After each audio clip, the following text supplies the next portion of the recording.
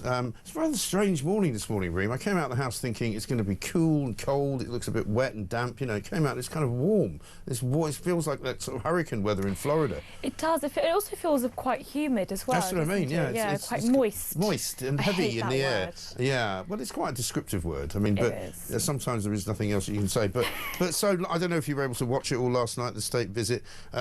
Great pageantry yesterday in Windsor. And, you know, of course, the thing that I found really funny was we were watching it here yesterday afternoon, and the BBC had to have a sort of cut-out corner of the protesters in London while they were showing what was going on in Windsor. And it's like, why are you doing that? It's a ragtag bunch of a few hundred people, hardly anybody at all. But they have to make the point that, you know, there are lots of people here that don't like Donald Trump. There are people that are here that are against them, right? And they're against the state visit. I mean, that's the point. And there was also a couple of members of Parliament I saw that were talking about, you know, the disruption that are going to be caused as a result of the state visit. I mean, come on, really, get a seriously. grip. I mean, it's wonderful that Trump has visited the UK twice now since he's become president. Totally. It's a huge, huge earmark. I mean, look, there is so much that we can learn from the United States and what they've been up to. I was in DC last week, speaking to some of the think tanks out there, hearing about how they've been able to talk to the Trump administration and what they're up to over there.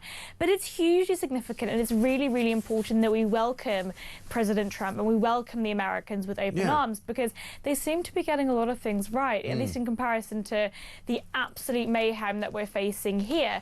But it's also just this government, symbolism. while you were away, the government has collapsed even further into the bin than it was before you went, you know? It has. It was really bad. Sort of watching it from abroad, I'm like, oh God, what is going on?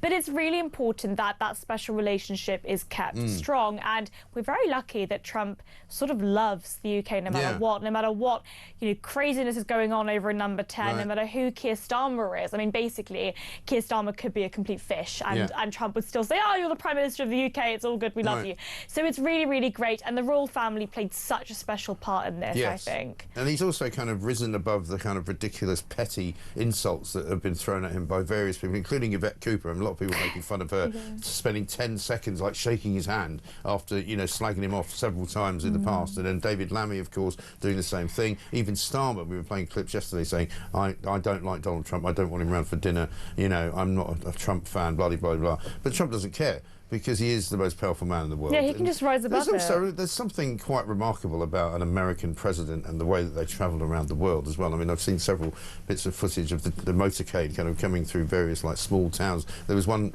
piece of film of it going through Walthamstow after we arrived at Stansted. It just looks amazing, you know, because about 35, you know, cars in the motorcade, it's ambulances and, you know, the thing with the nuclear device in it, rocket launchers, and people just looking at it going, wow, that is proper power, that is, you know. It is, and it is, I mean, it has real policy implications. I mean, look, the sort of the way it feels and the way it acts and the way that Trump has sort of been able to bring his mark to the UK and signal. I mean, there was, I think it was on the front page of The Sun, where he was quoted saying things like, you know, the UK and the US have done the best things for the rest of the world. They've done, you know, they've done so much good for the rest of the world, and he really does view the United Kingdom as part of that journey, part of that relationship. And they've been negotiating this sort of deal around technology. Of course, digital services tax was a huge thing for the US, and they always said we weren't going to do a trade deal, free trade agreement with the UK unless we sorted that out, and we did one anyway. But of course, there's so much more room for improvement.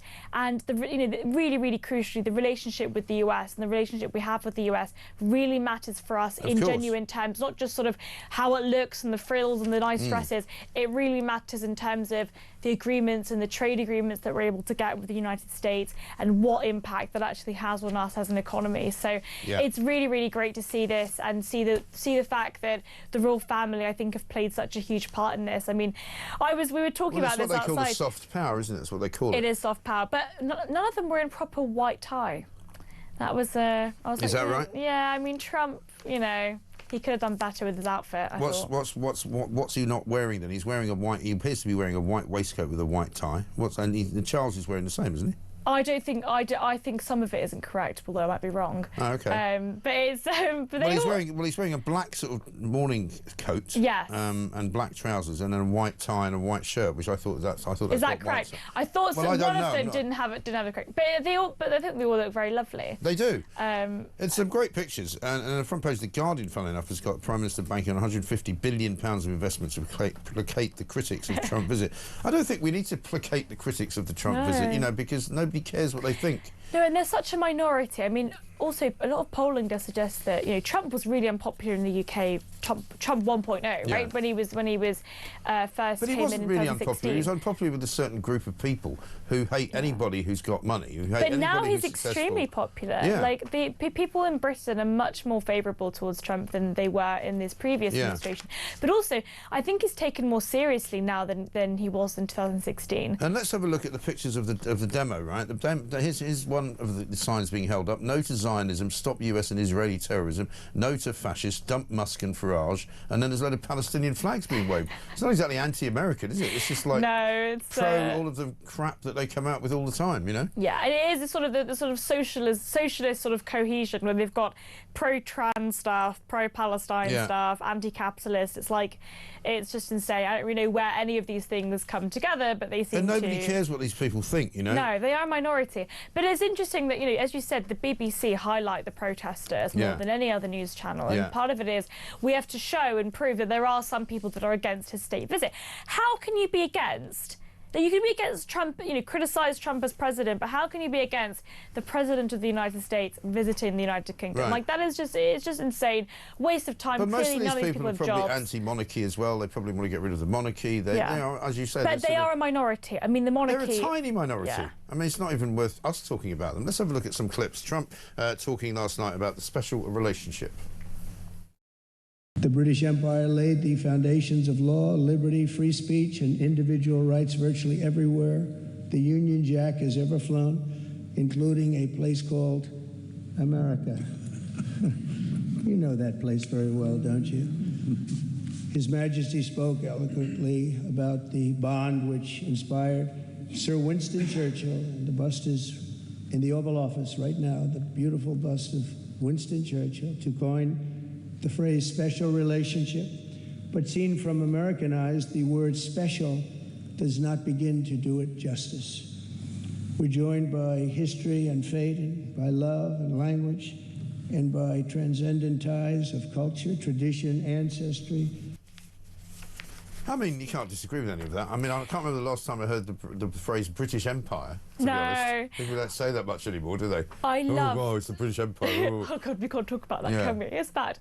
It's so funny. You can't ever talk about the fact that the British Empire did also do some good. Yeah. I come from North Africa originally, and, you know, undoubtedly, in Egypt at least, the British Empire and the sort of the empire as a whole, but also just British culture had a hugely positive impact on the country. Sure. It's interesting, I think, when Trump said the stuff about individual rights and individual liberty, which is something that really, really matters to me, and I think it really matters to a lot of people in this country.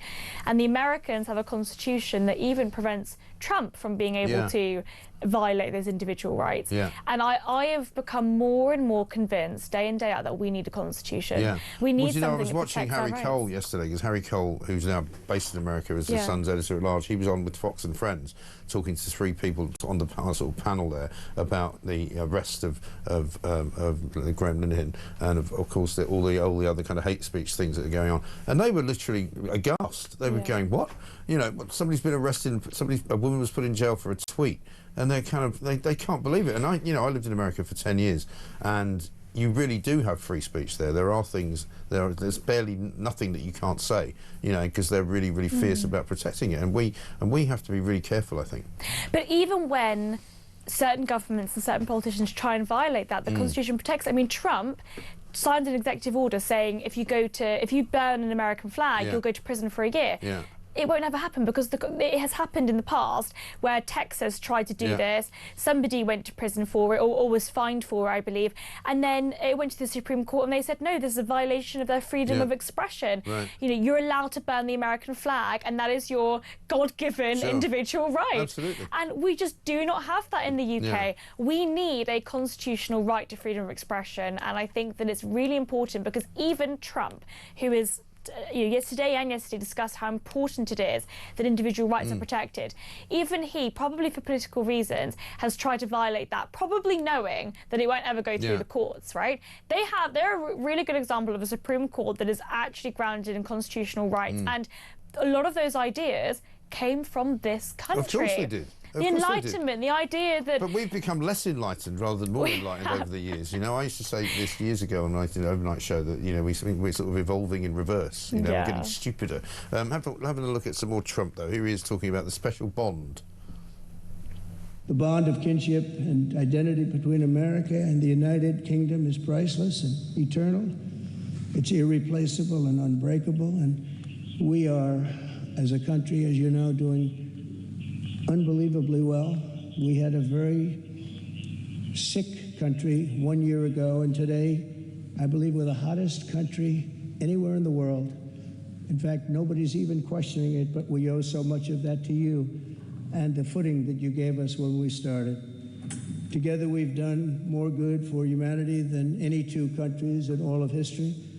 Together, we must defend the exceptional heritage that makes us who we are, and we must continue to stand for the values and the people of the English-speaking world, and we do indeed stand for that.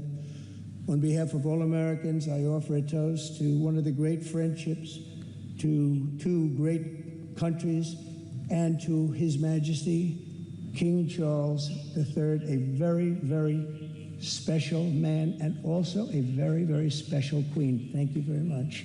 Thank you. Thank you very much. It's a great honor to be with you. I mean, you know, how can you not like that? It is so interesting, isn't it? He's got a much softer tone when he speaks to the British audience, doesn't he? He speaks a lot slower and a lot calmer and with a lot more clarity.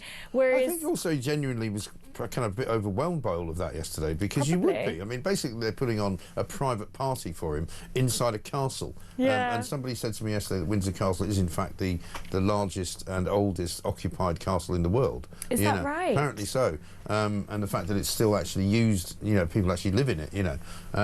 And watching all the sort of military, you know, parades going on, the red arrows, and some of the tweets that the Americans were putting out. There's a guy called Dan Bonvino, I think his name is. He's with the White House administration, and he was putting out just one tweet after another, just completely bowled over, you know, and the red arrows go over the red, white, and blue, and just the scene of a castle. Because Americans love all that. It does show, actually, even in the face of adversity in the United Kingdom, really what matters is our tradition. And no matter how far gone this country goes, we've got a beautiful history. Of course. We've got so much evidence of when we were once great. And I think that when we're looking at the tradition that we currently have and how we're able to welcome the President of the United States, that is so unique and so special. It's what our strength is, isn't it? I think that's right. Let's see what he had to say about Prince William. I'll tell you that I just stood in line and shook about 150 hands, and the king knew every single person and every single company, and some of them had bad names like XYZ-Q3, and he knew every one of them, or at least I think he did, because nobody was complaining. I was very impressed with that.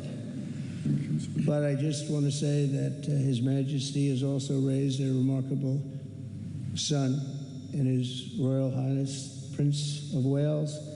Really amazing. We've gotten to know you, and I think you're going to have an unbelievable success in the future. Just the one fantastic son. People are saying it's a bit of a swipe at Harry, who he's not very fond of. It definitely is a swipe at Harry. He very clearly emphasised the word son and did not say sons. He very clearly wanted to make the point that he was talking about one singular son, and that is Prince William. Amazing. That is it. And Prince William, actually, and the Princess of Wales, both look, they're both obviously front and centre of a lot of the pictures in the papers today as well. And a lot of people saying she looked fantastic, and they you know, he's beginning to emerge as a you know, a man who will be king, perhaps in the not too distant future. I think they both looked really beautiful, really, really wonderful. I mean, I loved her dress. I thought that she looked fantastic. And again, that's another thing that sort of will flash around the world, and people will see those pictures and go, wow, maybe we should go to Britain and see, you know, that is the definition. Pay some money for the tourism. It's the definition of soft power. Yeah. Again, like, no matter how far gone the UK goes. By the way, the UK is poorer than every single state in the US. Like, even Mississippi, which is the poorest state in the US, we're poorer. And yet, Trump is visiting the United Kingdom and so excited to be here, so happy to see the tradition and the frills and the wonderfulness that we see from the royal family. And I think it really does show that that is what tradition is. And you know, no matter how far gone the UK goes, we've got so much to offer. So much to offer. Exactly right. Absolutely. Let's have a look at what Keir Starmer tweeted out. He did look like a fish out of water, I have to say. Check these.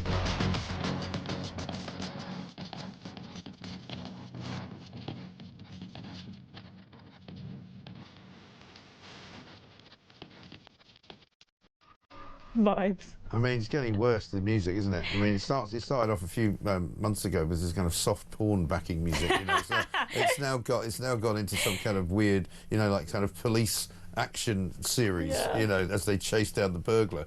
It's just, I find it astonishing. What I find also, astonishing. can you explain why he stands the way he stands? There's one picture of him standing, and he's got his arms sort of down by his sides, and he just looks like he's been taken hostage. You know what it is? This look on his face. They get media trained to do this power stance, and they all do it wrong. They all sort of they look a little bit like they're scared, and like they've been taken hostage. What I find astonishing about that video is the stuff about driving economic growth. Immediately after the month of July, in which we have had zero growth. Zero growth in the UK. The Americans, they've had more than 3.5% in economic growth over the second quarter of this year. And in the UK, we have had zero. There he so is. He is a liar. That's the picture. What's he doing with his hands? Yeah, he looks scary. He looks as though he's actually got fake arms. They're literally, you know, he's stuck them up the inside of the jacket, and his real arms are inside somewhere, doing something else. You know, Toy Story? Yeah. When the sort of different characters are like, when a human being comes in and they just go... Yeah. Yeah, it's true. It is a bit like that. And then he's got these kind of baggy trousers on, and he's supposed to have all these beautiful suits provided to him by Lord Ali.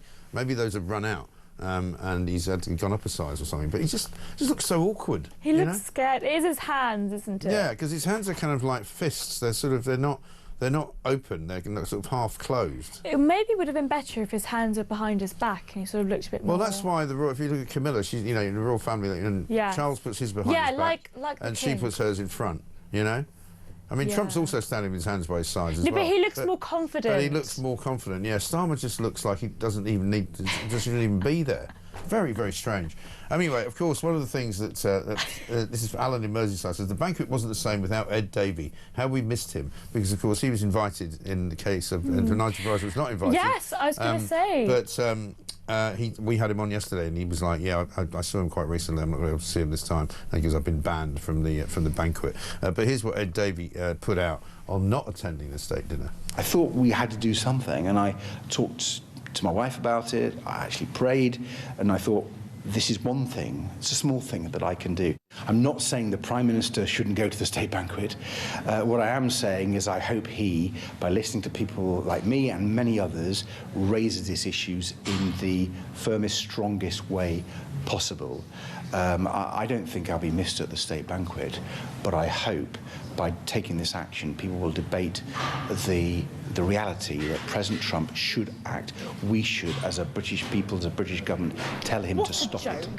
What a joke of a man. So, seriously, I mean, he actually thinks anybody cares whether he goes to a state banquet, you know? I want people to think about it. Well, people don't care about Ed Davey. The first thing that he said, actually, which has been true, there was he said, "I don't think I'll be missed." Yes. Very true. Correct. Suddenly he has some self-awareness. Yeah. I mean, my God, the absolute self-importance and arrogance of the man to think that anybody gives a flying whatever about whether or not he turns up at the banquet. Nobody cares. Nobody actually remembered him being there. I mean, most people were asking where Farage was because he's actually friends with President Trump.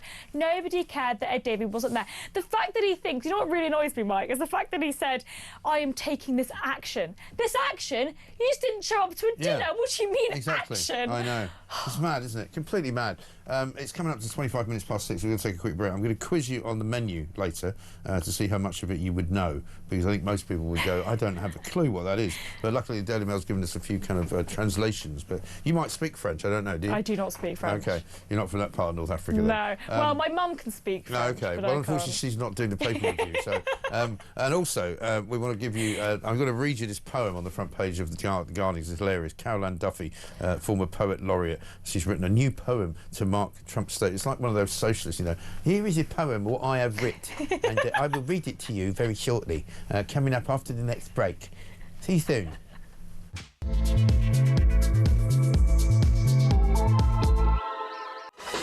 Welcome back to Morning Glory at 6:29, very nearly. Reem Ibrahim is here. Peter in Croydon says, "Morning, Mike. Just for comedy purposes, I watched Sky News for the Trump visit, and they were so desperate to see things go wrong to slag off Trump. They tried to slag him off when he walked in front of the King to inspect the guard, but it was the King who ushered Trump forward. Not even a positive word on the beauty and elegance of Melania, juvenile and shameful." Yeah, there is this kind of a disease that seems to take over the media in this country whenever they see Donald Trump, and they have to kind of somehow find something wrong. They do. Which and yesterday was really hard to do. The BBC was a really good example of it, where they just had to show the protesters, because they just had to show, look, there are some people that are against the state visit. And as you said, like, these are like 5 people that actually care, that have no jobs and clearly have nothing better to do. They don't have kids to put to bed, do they? The Blue Hair Brigade. Oh, God, it's waving the blue... Palestinian flags. And who gives a monkey's what they think? Honestly. But I'm going to run through the menu with you, right? Starter, panna cotta de crescent et œufs de cale sur sable de parmesan. Any ideas? Well, I know what panna cotta is. Right. I know what parmesan is, but that's about it. OK. Hampshire watercress panna cotta with parmesan shortbread and quail egg salad. I guess œufs de quail is quail eggs. Main course, ballotine de poulet fermier en robe de courgette. I know what the last word is. I know what a courgette is. Well, you know poulet, right? That's chicken. Organic Norfolk chicken, ballotine, I don't know what that is, wrapped in courgettes with a thyme and savoury infused juice. Oh, that sounds delicious. Actually does sound quite nice. Better than the rubber chicken that we usually get on these days. No, it's not chlorinated, though, is it? Probably not. Maybe they would have done it just for old time's sake. But a dessert, a bombe glacée cardinal, which is a vanilla ice cream bomb with Kentish raspberry sorbet interior and lightly poached Victoria plums. Oh, that sounds gorgeous. That does sound nice. I love a plum. Do you love a plum? I do like a plum, yeah. There's lots you can do with them as well. Slivovitz you can make from plums as well, gorgeous. which is really good. The wine list included a Wiston Estate Cuvée from 2016, a Domaine Bonneau du Patray Coton Charlemagne Grand Cru 2018, a Ridge Vineyards Montebello, and a Paul Roger, which is the champagne of the Royals, of course, extra Cuvée de Reserve 1998. And then after dinner, they were served vintage port, champagne cognac, and Bowmore whiskey.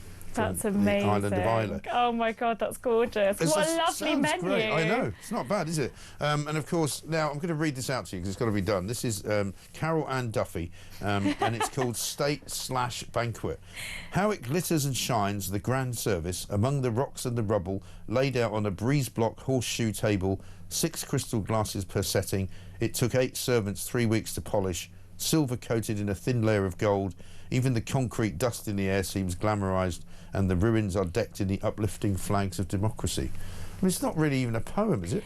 That's not. That's awful. Also, Carol Ann Duffy, just to be clear, is not just some random poet. I mean, you know, she's a Nobel laureate. She was the poet laureate, yeah. Is like on every GCSE syllabus. Every child in the United Kingdom will have studied Carol Ann Duffy, and Carol Ann Duffy, sorry. But she is so interesting, I think, as a poet, because everything, I mean, basically all of it, this is my big problem with English literature in the UK, is that it's always some kind of anti-capitalist, anti-government, kind of anti-establishment poem. Because it has to be. Because the establishment is now anti-establishment. No, because the establishment is now left-wing. I'm not going to bore you with the whole lot of it, but the final part is, let the trumpets sound on the bomb site as the great and the good pick their way through and a famished child peers through a bullet hole in the wall.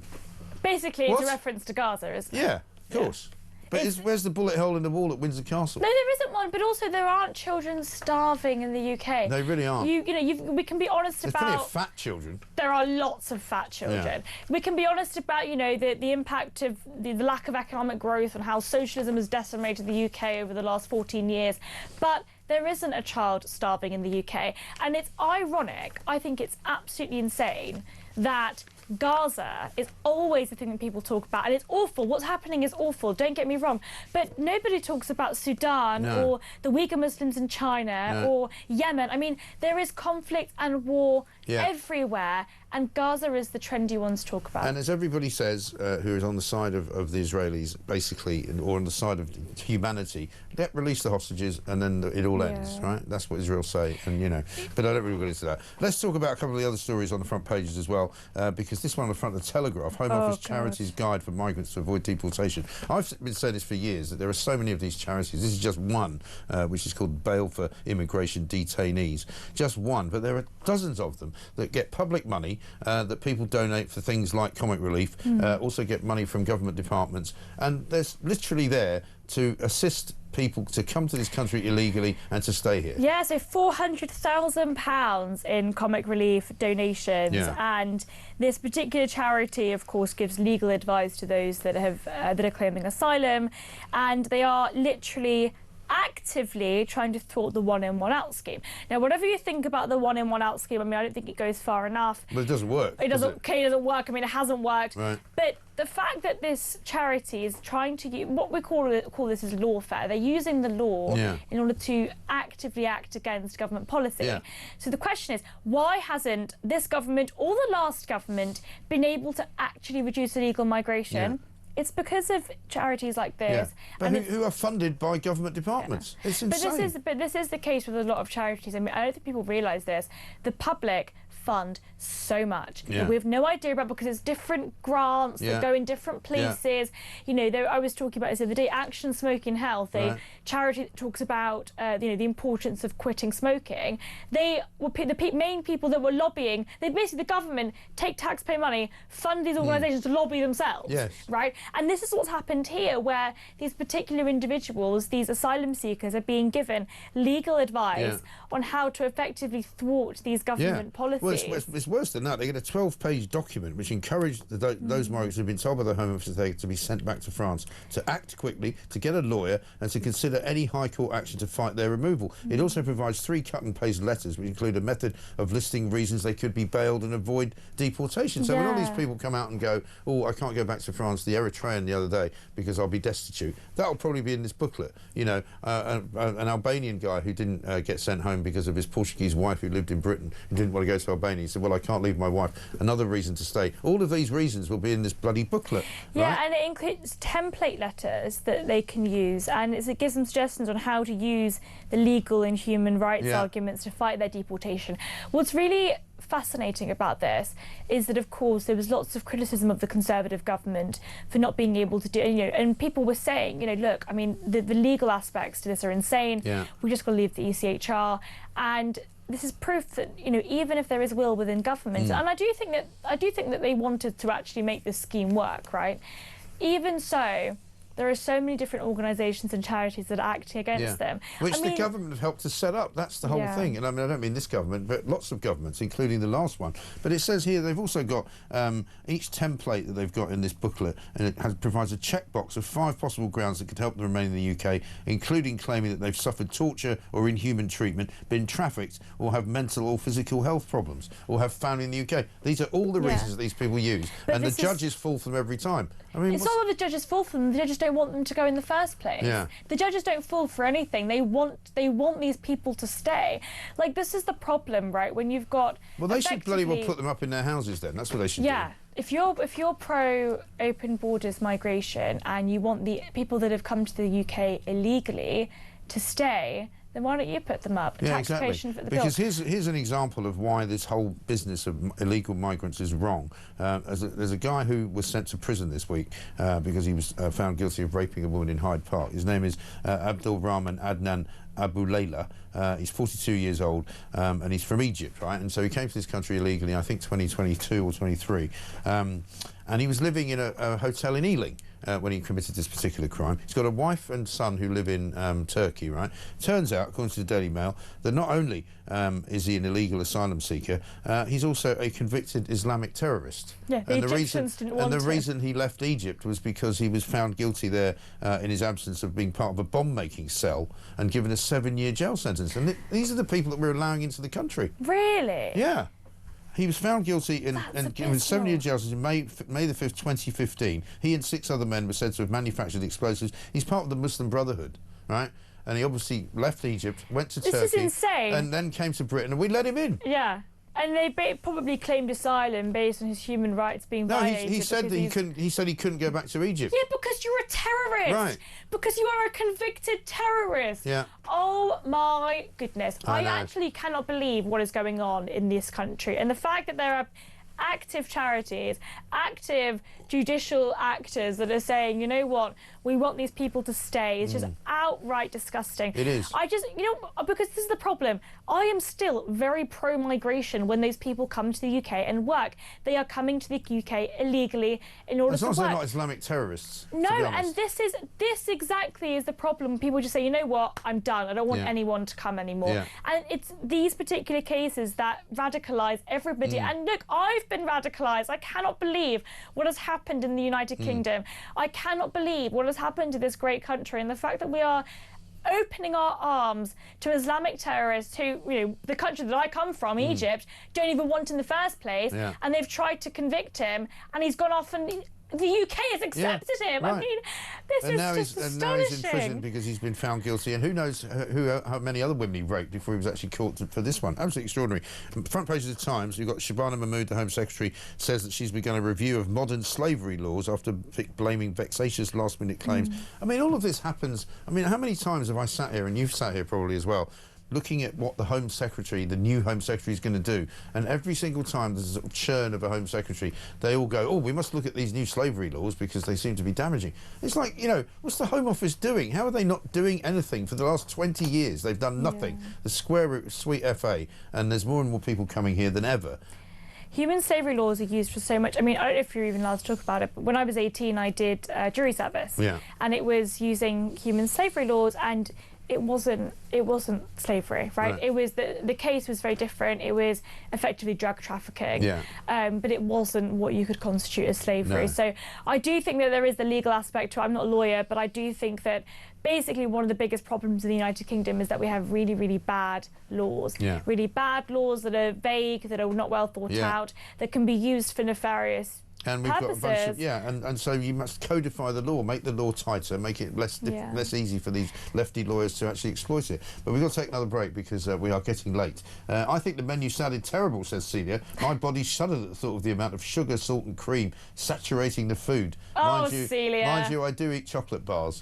I mean, come on, Celia. You know, once in a while, if you got to be invited to a state banquet, what would you expect? You'd expect all that fancy stuff, wouldn't you? Anyway, 6:41, back after this.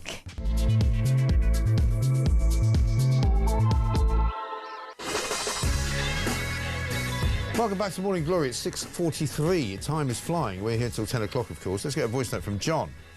Hi Mike, it's John in Vietnam here.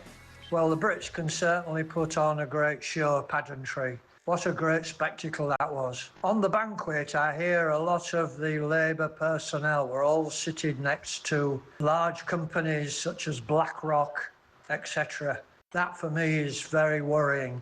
They don't seem to be interested in the small businessman, small businesswoman.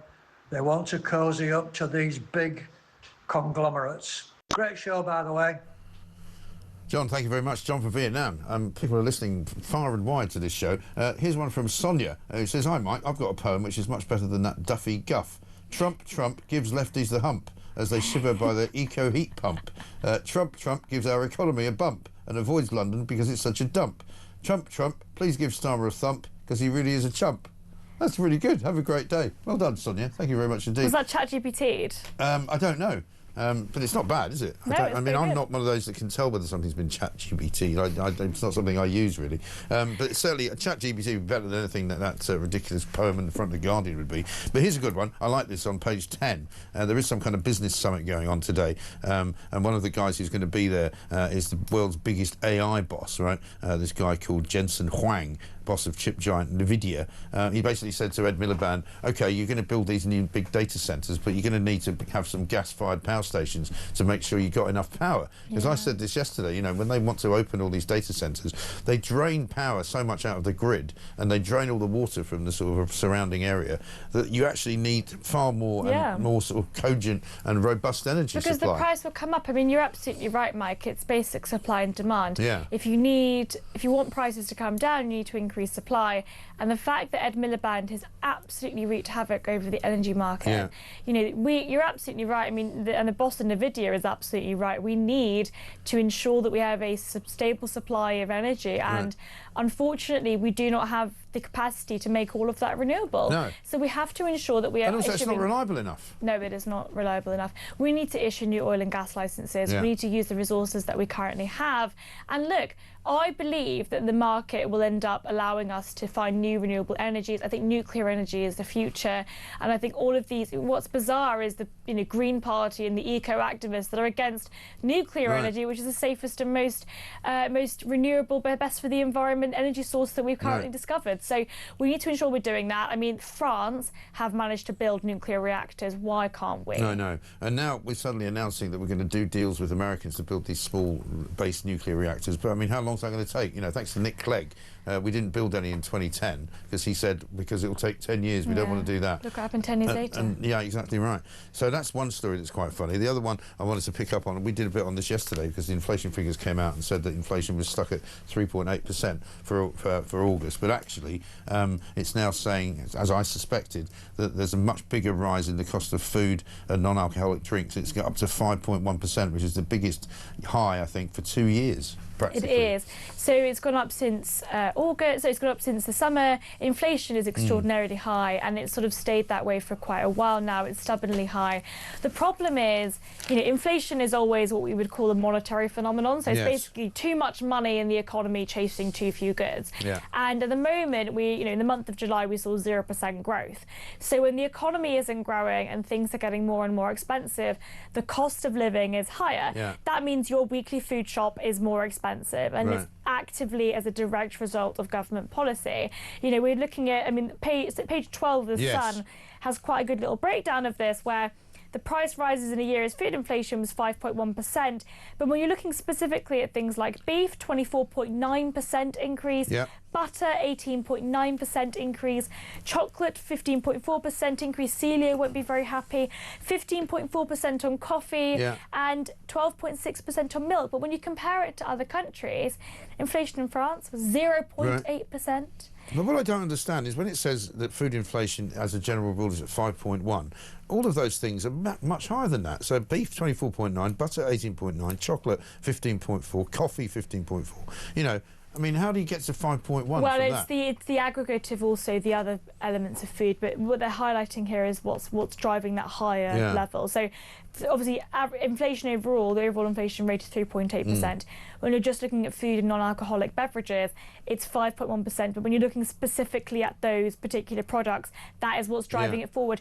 The problem with this, though, Mike, is these are all things that people on an everyday basis will be consuming. Milk, coffee, butter, beef, chocolate, these are all everyday goods. Well, I did an online shop, funnily enough, yesterday, right? And noticed, because you just sort of click this, and there's some minced beef that I get, 5% fat, very good from Waitrose.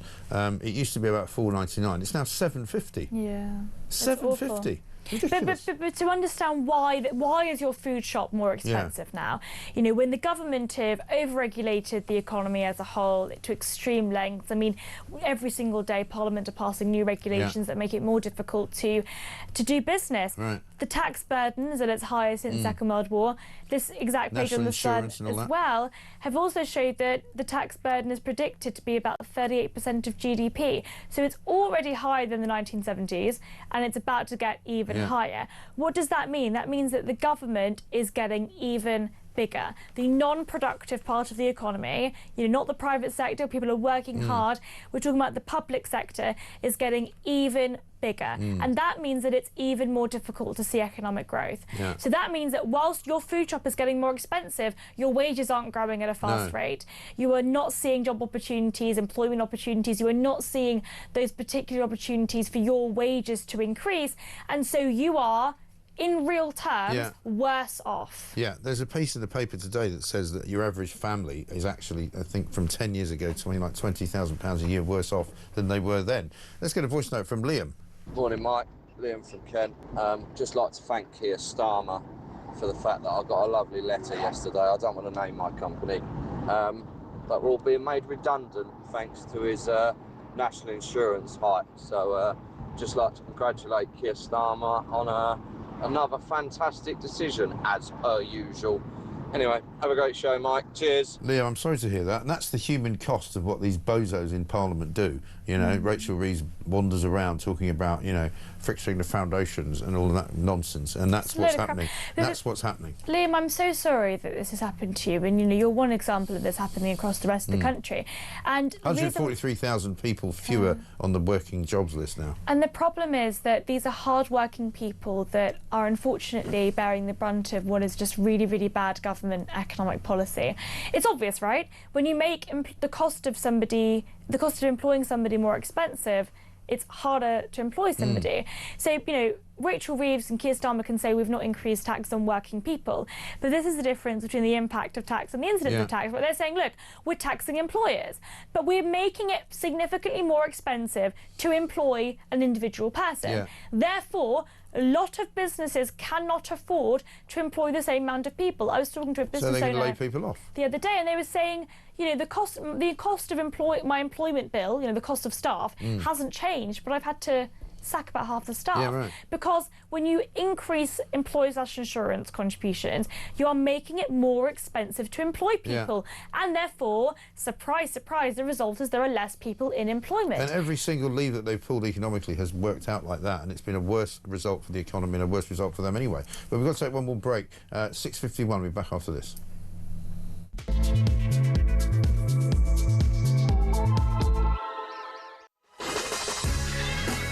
Welcome back to Morning Glory, 6:55. We are here, of course, until 10 o'clock, and we are here with Reem Ibrahim. Diane from Wiltshire says, morning, Mike. What I saw from the banquet was very eloquent American visitors who clearly appreciated our effort, and the last time I ate that was at a Burnley Inn for a steak dinner. Really? Are you sure? And Dave in Melton Mowbray says, morning, Mike. You're on about AI data banks being built in the UK. Wouldn't it be ironic if they had to power them by diesel generators? Ha ha. Yeah, they probably will, won't they? That'll be the problem. Quick voice note from Lash. Hello, Mike. Lash from Cambridge. I just wondered about this banquet. Why was the menu in French? It was advertising Norfolk chicken and Wiltshire blackberries, but it was all in French. Sacre bleu. Well, this is the thing. I mean, I guess when you go to a posh dinner like that, it's like if you go to the Manoir de Quatre Saisons for dinner, everything's in French. And I guess it's a bit of a snobby foodie thing, isn't it? It is a snobby foodie thing. Also, the wines are all French, right? But yeah, I mean, you're right. I mean, Norfolk chicken and Wiltshire blueberries. They could have gone the other way and had the wines from England, because there's some fantastic wines now from Sussex and Kent. Have you had good English wine? Oh yeah. Totally, really? yeah, absolutely. There's some fantastic stuff. And in fact, I think, if I'm not mistaken, for one of William's celebrations, or one of even Harry's weddings or something, there was the official sort of champagne was from England. Well, it's not really champagne then, is it? If it's not from champagne. There's such a thing as Sussex, which is now called, which is a type of champagne. You can't call it champagne, it's not from the Champagne region, but it is effectively champaign. Yeah. But the official name of it is now Sussex. Okay, that's cool. But it's not champagne. You can't call it champagne if it's from Champagne. No, it's not. I'll tell you what this is. But what I'm saying is that if they'd wanted to promote British, business and British vineyards, they could have had Sussex. They could have done it. An awful lot of French vineyards are also buying vineyards in England. Is that right? Yeah, because... Is it because our climate's getting warmer? Getting slightly warmer, yeah, exactly. That's really interesting. I've got to say, Chapel Down in Kent is a very well-known one. Really? Yeah. Oh, got to go make a trip. Yeah, got to go explore. Yeah. Forget about the wineries in the south of France. You've got to go over to Sussex. Absolutely right. It's a lot cheaper as well. You don't have to spend so much time over there. But lots of other stories to talk about. We've done the food inflation. Jaguar Land Rover. This is a good one. On page 10 of the Daily Mail, Jaguar Land Rover have been completely kiboshed by this, hack that happened, and they've actually pretty much stopped making cars. In addition to ruining their own reputation by cancelling the design of the car and by trying to create these new kind of electric cars and losing all of their sales in America, they're now saying they probably won't be able to actually manufacture any cars for about until about November time. Yeah, it's insane. I think part of it is obviously the regulations. I mean, it's interesting because of the US and UK trade deal. Yeah. The fact that we've been able to now export cars, automobiles over to the United States. But, the quota is about 100,000. I would like to see us get rid of that, which is part of why the US and UK relationship is just so incredibly important. But it is, it's really sad that British companies are really suffering at the moment. And I can imagine that part of it is the regulations around net zero and the impact of energy costs. I was thinking about this the other day because I was in the US last week with petrol costs. Petrol is really expensive overall, but in the United States it is the most expensive in California because of all of their horrible green levies. And yet in the United Kingdom it's still more expensive than California. Well, American gas prices, they call them, used to be so cheap. But even now, I can fill up my sister's car for about $35–40, which in Britain would cost about 80 quid.